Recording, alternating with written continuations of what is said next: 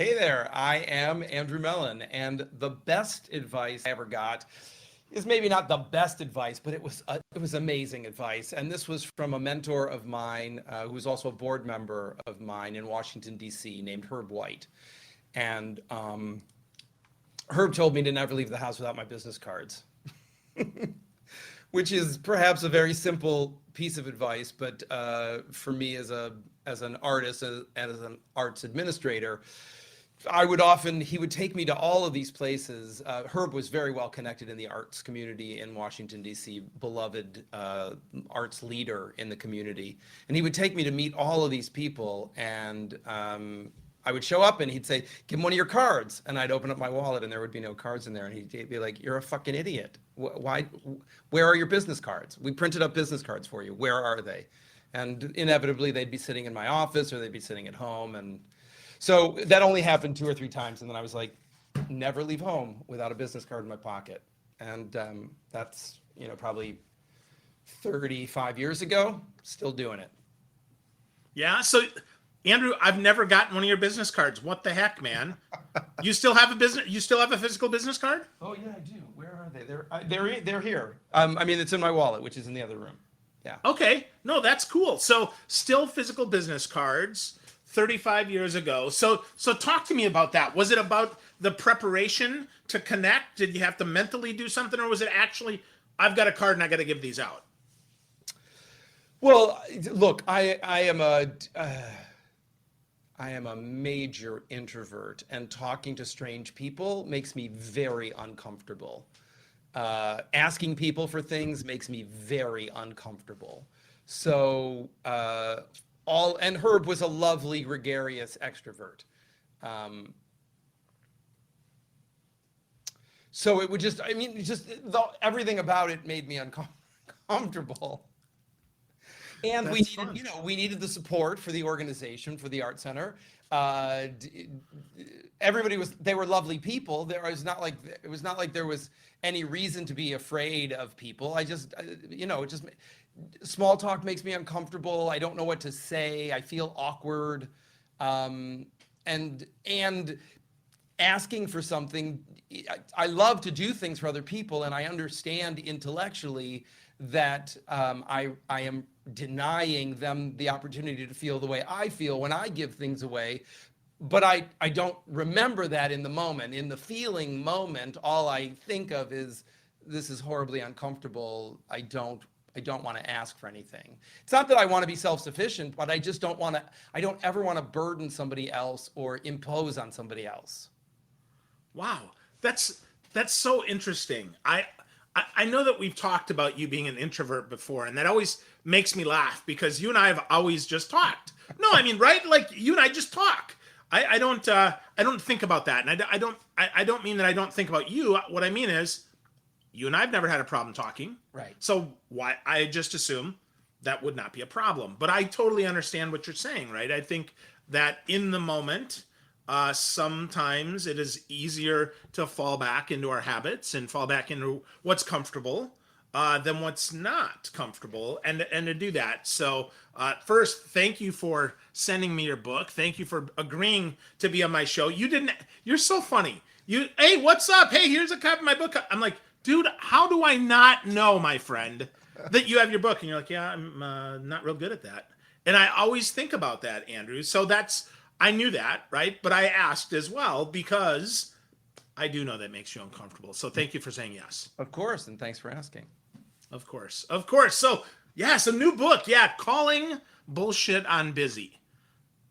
I love the title, first of all. I think that's much...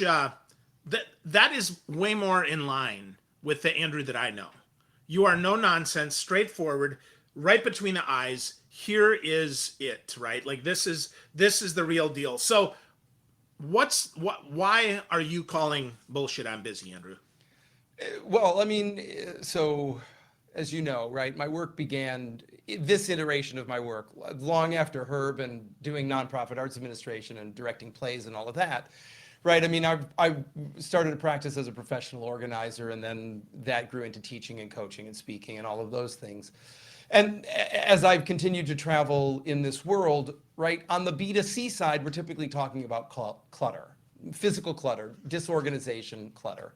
People not being able to find their mobile phone, not being able to find their wallet, their bag, their living will, the document that they need, whatever it is. On the B2B side, when I go into companies, if I'm talking about wellness, they're very interested in clutter, disorganization, quality of life, unstuffing your life. But most businesses are interested in profit and productivity. So I end up talking a lot about time management, organization as it relates to friction and losing momentum, losing precision because you don't know where things are. And so the journey was really on the B2B side as I was spending more and more time with my professional clients. It just, the time management piece, it just was such a parallel track for me of like, and so a couple of things, right? One, we can't manage time. We can manage ourselves in relationship to time, but you can't manage time. The clock is not going to be managed by anybody. You can get on board with that concept, which is not really a concept. I think it's a fact. You can get on board with that fact, or you can just make yourself miserable in opposition to the clock, because the clock is going to just do what the clock does. And if you're out of sync with it, that dissonance is going to make you unhappy. The clock doesn't care. The clock is not going to adjust itself like, oh, Phil seems a little agitated today. Maybe I should slow down a little bit and give him some breathing room. You're going to have to do that. And like I have to force myself to hand somebody my business card, we all have to develop that muscle of going, I don't really give a shit what the clock says. I want to move at this pace today. I want to get the important things done for me today. And everything else is noise, and I don't need to buy into it. It doesn't matter how much of this is going on around me. I don't have to clue into it. I don't have to grab onto it. I don't have to get on the time is a wasting choo-choo train and ride it ahead into the sunset. I can just acknowledge that I don't want to live at that pace today or in this moment or this week or this month, whether you're on vacation, holiday, or whatever. It doesn't work for me. Or I totally want to slay it today, and all I want to do is be a tasking machine. I feel pretty good. I don't have a lot of story running, and I just want to knock a bunch of crap off my to-do list and be super efficient, zero friction. Let's get a bunch of stuff done. You get to decide every day, and even inside the day, you get to decide how aggressive do you want to be? How passive do you want to be? How present do you want to be? How checked out do you want to be? All of that is in relationship to the fact that we've agreed that time moves in a 24-hour cycle. You can be attached to it, you can be detached from it. Either way, my desire is that you do it consciously. That you don't check out because you're freaked out about time. And it's like a double loss when you do that, because then you're not benefiting from anything that you could benefit from, and you're just disappearing, right? So, I mean, you're bailing on yourself. If you want to lay on the porch and read a book all day, nobody should be telling you that you're wasting time. It's a deliberate choice, right? You're only wasting time if you should be writing the report and you're deliberately procrastinating on the report and hiding in the book. So you don't really get to enjoy the book, and you feel shitty about not having written the report. I would much rather you just say, I don't want to write the report today. And the report doesn't need to be written today. It does need to be written by Friday, but it doesn't need to be written today. And I'm choosing to read the book. So then you're in control of your choices. You're not a passenger. You're not being held hostage. Nobody's going to shame you or guilt you into doing something that you don't want to do. Now, we all have a certain amount of responsibilities, right? I mean, we'll need to eat probably during the day. We might need to, use the washroom during the day. There are things that we probably will have to do. That's not what I'm talking about. I'm talking about all the other stuff that can make people crazy. Yeah. Well, I like Just the last thing I just want to tie that up, and then Yeah. is this idea of, right, how are you? Oh my God, I'm so busy. Like, shut up. Everybody has responsibilities. If you're not living in your parents' basement, they're making your meals for you and doing your laundry, you're busy. There's going to be demands on your time. So you don't, it's not a badge of honor to be like busy. That's a choice. So, that's why I just wanted to tie that up. No, I love that. So we need to get buttons, Andrew, that say busy with the Ghostbusters through it, right? Because that is BS. Just plain and simple. And I love what you said there about we can't manage time. We can only manage ourselves. I think that's so powerful, and we have to be intentional about that, or it does waste. And I think that's a super great reminder. And in your book, you talk about lies that we tell ourselves. You say there's 200 lies. Now, is that a day, a week? Is that just to my wife? I mean, how does this work? It's 200 lies a day. And as I say in the book, right, probably 2/3 of them will never come out of your mouth. It'll just be garbage that you tell yourself. I mean, we all do it, right? We talk crap to ourselves all day long. Tell ourselves stories about why we should do something, why we shouldn't do something, why we feel the way we do, why we shouldn't feel the way we do, why we should do something to feel differently, why we don't like that person's hair, why we don't like that person's car, why we don't like what they're eating, why we don't like who they're dating. We're busy taking everybody's inventory. We spend a lot of time keeping score about ourselves, about everybody else, and very little of that actually is verbalized. It's just noise up here. And so those are the 200 lies that I'm talking about. It's just garbage up here. Now, we might say something like, "Hey, Phil, I'm so sorry to bother you." And if I was sorry to bother you, I wouldn't be bothering you, right? I mean, it's a lie to say I'm sorry because I'm still doing it. And I've always hated that it's better to ask for forgiveness than permission. Like that is totally coming from somebody who lives in privilege and entitlement, that what you want and how you feel doesn't matter to me. I'm going to do what I want, and then I'm going to make you accept my apology is going to be my workaround for totally blowing through your boundaries. It's such bullshit. It makes me nuts when people say that, because it's like, ask for permission. It's okay. Ask for permission. I want this. I don't know if you want to give it to me or let me do it. So I'm going to ask first. I'm not going to blow right over you and then look in my rearview mirror and say, "Hey, sorry, is that okay that I did that?"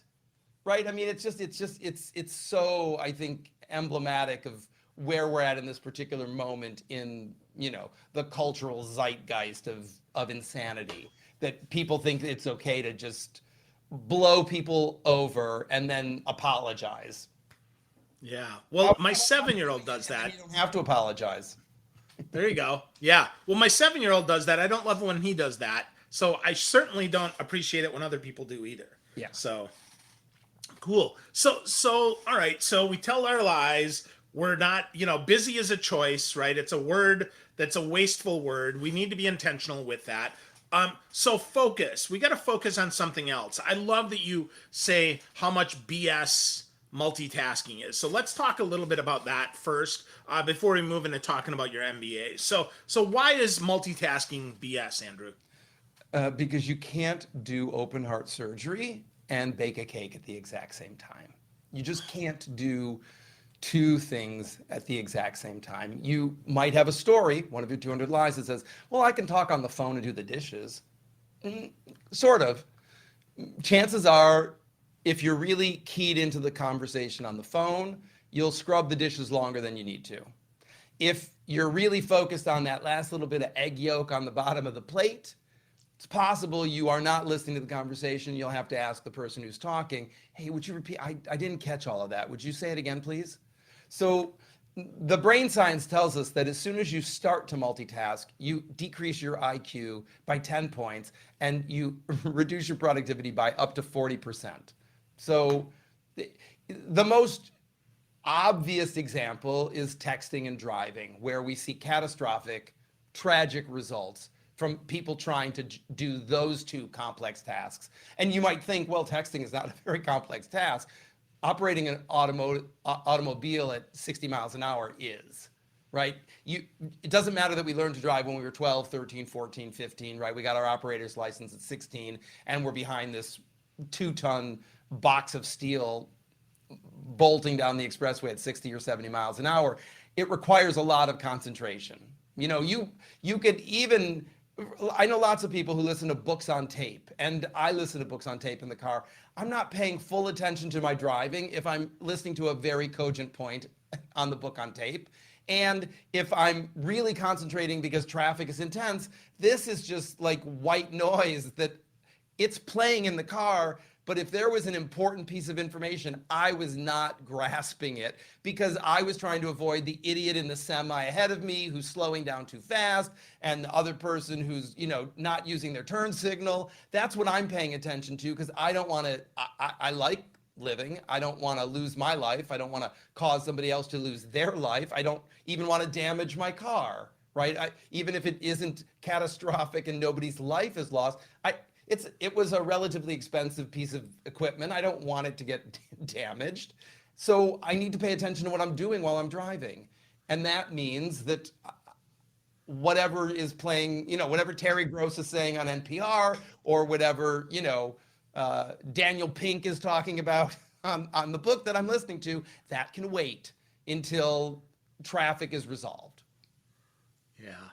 Yeah. Well, isn't that why we shut off the radio when we're looking for a house number? Because we have to have our full faculty, not because we need to hear the house number, but because we need to focus on the house number. Is that right? Of course. Yeah. Okay. Cool. So we talked about kind of what we shouldn't do there. Let's talk about some happier stuff. Let's talk about what we should do. I love that in your book, you talk about focusing on your MVAs, your most valuable activities. So give me an example, Andrew, and then how does that actually play out as we're planning our day? Well, actually, it's, I talk about HVAs, which is a concept that I got from Mark LeBlanc, who we both know, right? I mean, yes, lovely Mark. High value. That's right. So I got those from a seminar with Mark, and then I just took them, and because Mark is small business success, it's really, it's pretty focused. Mark talks about it both on a personal and professional level, but I really wanted to expand it and bring it into everybody else's world, so that you didn't need to necessarily be an entrepreneur or a business owner to be able to benefit from what a high value activity could be. And the high value activity, as Mark described it and as I've extrapolated upon it, is really this idea that something that you can do quickly, big impact, low effort. So it could be writing out 5 postcards and putting them in the mail. It could be returning 5 emails. It could be returning 5 phone calls. It could be writing 500 words in a book. It's tied into your values, and we can look at the macro values of what you value in your life, and then we can dial down into what your values are for the day, right? So again, if it's a puny day and you just want to get through the day, maybe your HVAs are making your bed. So every time you walk into the room, you don't get smacked with like, ugh, the bed's not made, right? Because we all know that few people don't feel better walking into a room with a made bed. And if you don't have a butler or a maid, or somebody else that you live with, you're going to have to make the bed. So it will take you 75 seconds, and then you get the benefit of that 75-second investment for the rest of the day. Instead of every time you walk into the bathroom, whether you're going to pee or you're going to go change your clothes or whatever you're doing, and you get smacked by like, oh, didn't make the bed. Should I make it now? No, there's more important things to do right now. I'll come back and make the bed later. And then as the day goes on, wherever that halfway point is for you, then you start to tell yourself, well, at this point, right, I'll be in it before. The day's already gone. I'll be in it before it's over. Why bother? Tomorrow, I'll make the bed tomorrow. Today's lost. I'll just live with an unmade bed. That's one of your 200 lies, right?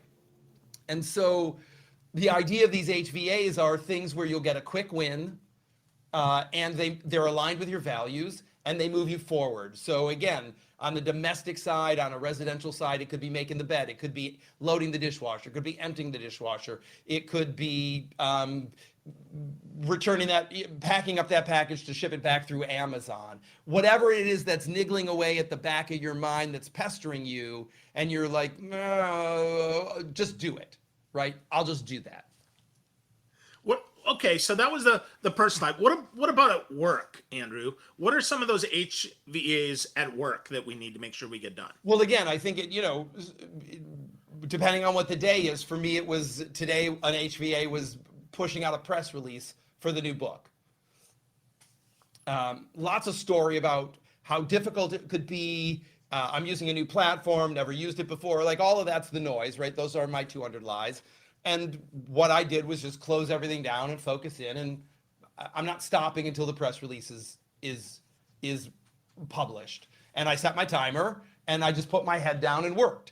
That's a super HVA, because what I would say is that the HVA for me, as it relates to the press release, was buying the 8 press releases for $3.99 from the press release company, taking advantage of getting over that threshold. Because on this side of it, I didn't have any credits in my account to publish a press release. So it was enabling me to have all those feelings about, well, there's so much involved in doing it. But when I went to the website and saw it's buy 5, get 3 free, so it knocks the price down to whatever, $40 a press release, low bar, just pull the trigger. I'm going to send out 8 press releases in the next 12 months. Just go ahead and do it. And so that became an HVA for me. Sending out an email this morning to my mailing list, 26,000 people, to let them know that I'm teaching a photo organizing class live on the 15th of June. Making sure that I talked to the VA and that got out the door. That was an HVA, high value, took 5 minutes, and it's done. It needs to be something that you can do in a short window of time. So again, it could be responding to an email, it could be returning a phone call, it could be making a phone call. Any of those kinds of things where you'll see the return, it's cumulative, and you also get that jolt of, oh, I did something, I did it, right? It was looming, I knocked it out, I don't have to think about it anymore. Yeah. I love that it's not such a big, massive undertaking, though we probably tell ourselves a story that it is. Oh, yeah. It's probably not, right? So it's something we can actually get done. Something that if we did how many of those a day? 3, 5, 10? How many of those a day should we do? 5? Is sufficient.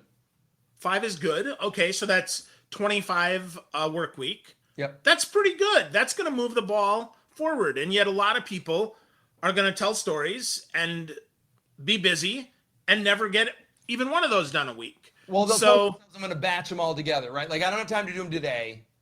I'll do all 25 on Friday. And then Friday rolls around and you're like, oh my God, 25 of these things? I don't have time for that. Monday morning, I'll start fresh Monday morning. I'll do them all. Or maybe you tell yourself the reset of like, well, if I wait till Monday, then I only have to really do the first 5. And if you don't do them, then it's like, well, Tuesday I'll do 10, right? And that's how it happens. That's how it happens. So that's telling bullshit to ourselves, right? That's what we're doing there. Yeah. Cool. So Andrew, lots of other stuff in your book that we could talk about. Lots of big ideas that are actually kind of small implementation, which is really what I love. So what's your favorite one in the book? Do you have one that you love the most besides the HVAs?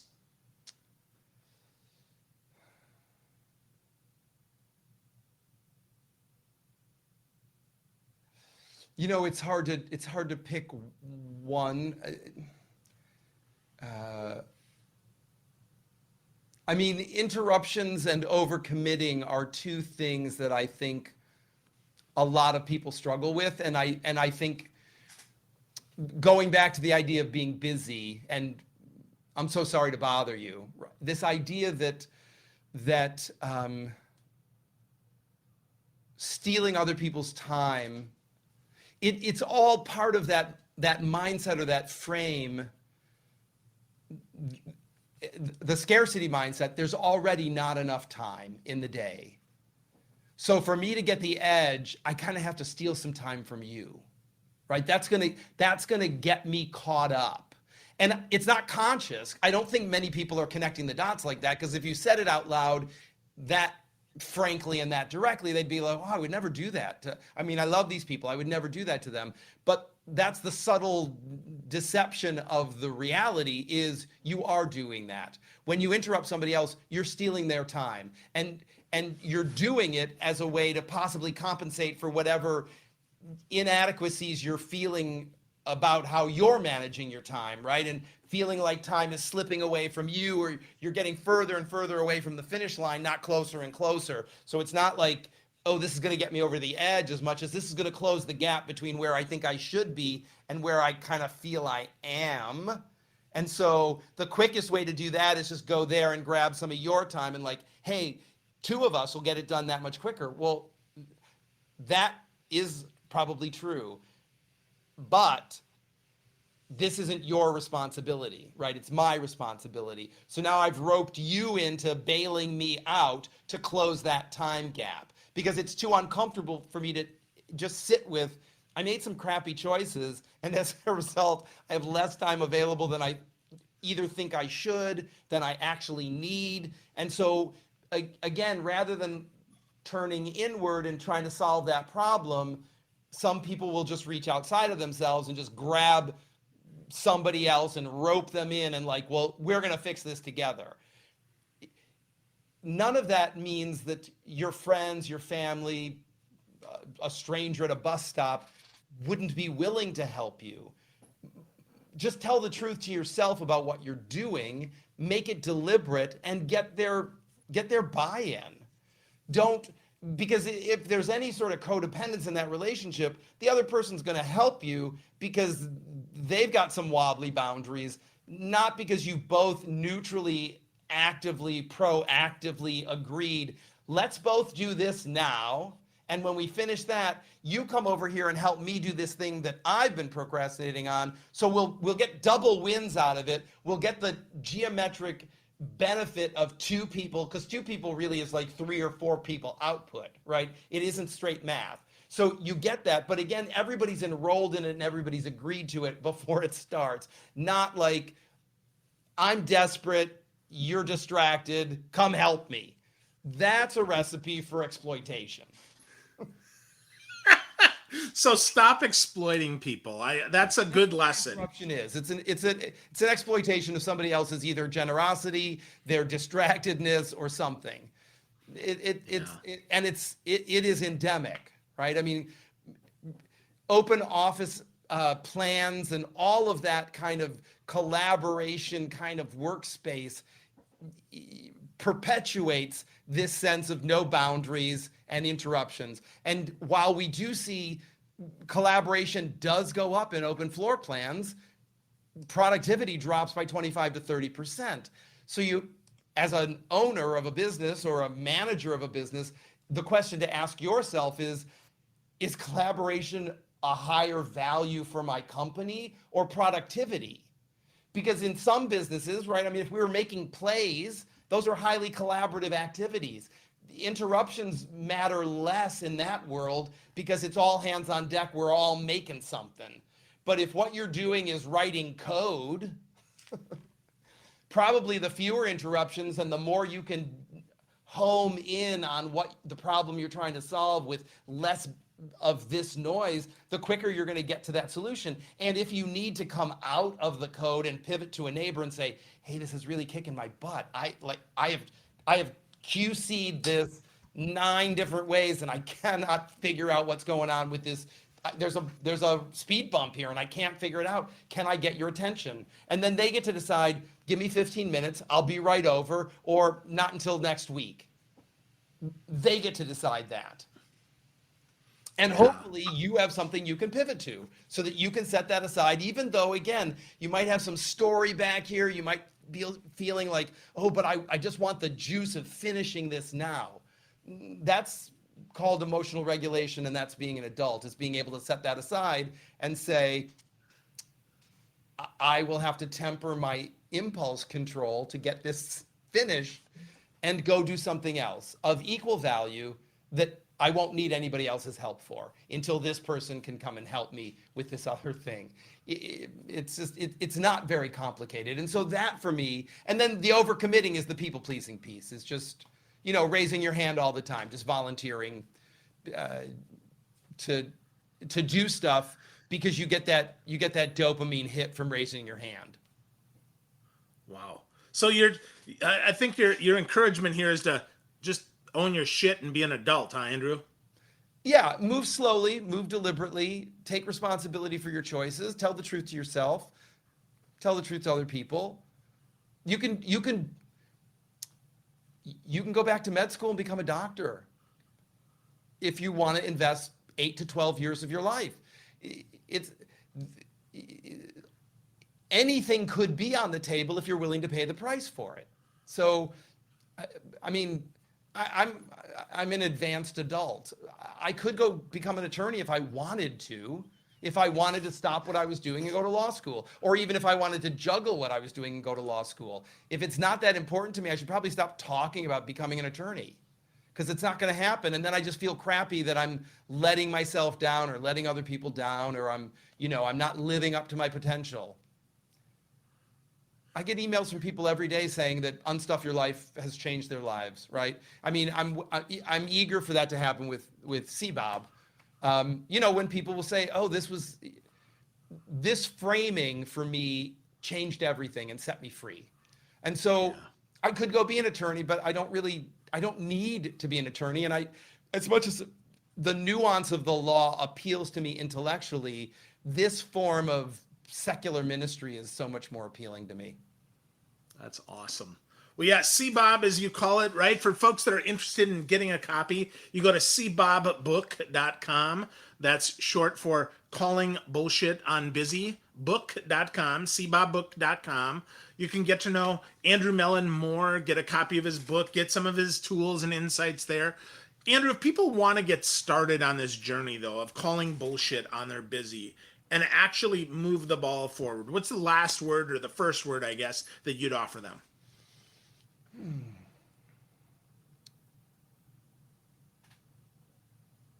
I'd say make really clear, get really clear on your core values, on what matters to you, what brings meaning and value to your life, and use that as the basis for making the decisions. I have this ceramic piece of art on my wall that my good friend Ileana Gomez made for me. And it says, "Let me listen to me and not to them," which is a quote from Gertrude Stein. And so there's a lot of noise out there. There's a lot of distractions, from social media to, everything. There's a lot of noise. And it's easy to get lost in it. And if you don't have a tight, crisp tether to what is actually important to you, it will be very easy to get buffeted around by the winds of all of the other things that are happening in the world. And so knowing what true north is for you and being able to rely on that, and having the grace and the self-confidence to trust yourself, and that you know yourself well enough to make decisions that matter to you, and that what other people think of you is really none of your business. But what you think of yourself and how you align yourself with the things that matter to you is everything. So I would say start there. Start with knowing what's important to you, and trust that if you make choices that are in alignment with what's important to you, you can't go wrong. Fantastic. Thank you, Andrew. Great stuff as always, right? If you want to get a copy of Calling Bullshit on Your Busy, or you want to just get started on this journey, go to cbobbook.com. Get to know my friend Andrew Mellen. He is full of insight and is always helpful. Thanks, my friend. I appreciate you. Thank you, Phil. It's great to be